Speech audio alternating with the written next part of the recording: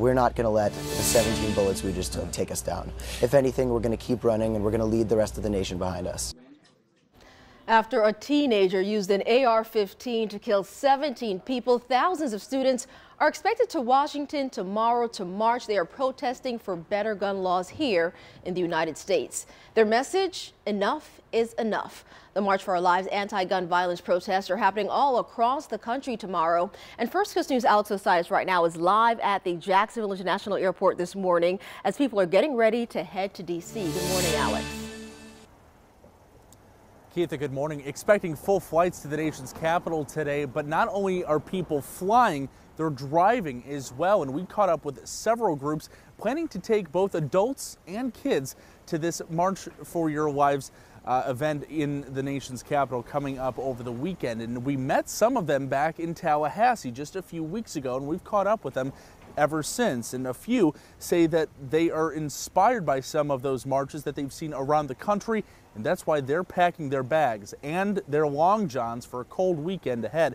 Davo Seabrooks, a community organizer here in Jacksonville, taking a group of kids, his own son, as well as some students from the Northwest side up to D.C. He says that he wants to be there for the history, give kids a voice, and make sure that they are safe in schools after all of this happens. Now, here is his 12-year-old son, Aiden Seabrooks, on why he's marching against having teachers armed in schools. Take a listen. Teachers might not know how to control guns, and they can end up shooting someone on accident, and they could get hurt. Still, more to come in our next half hour, including more from the adults on this and their plans for flying out later today. We're live at JIA. Alex Osiris, First Coast News, on your side.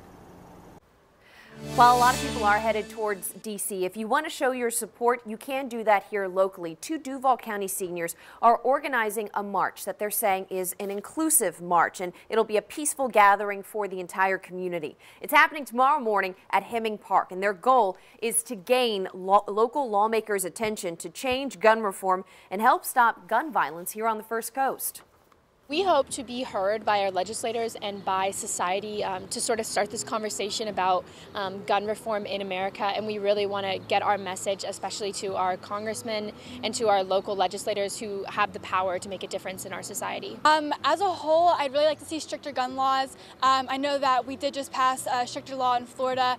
I don't think that it was enough. I'd really like to see the ban on assault rifles. I think is the biggest thing for a lot of us students to see in the near future. The event will include special guest speakers, followed by a march to the courthouse, and vendors will be there for students to register to vote and sign up for local activist group. Now, that march will start at around 11 o'clock, and for other marches that are happening around Jacksonville, head on over to our website, firstcoastnews.com. We've got a list there.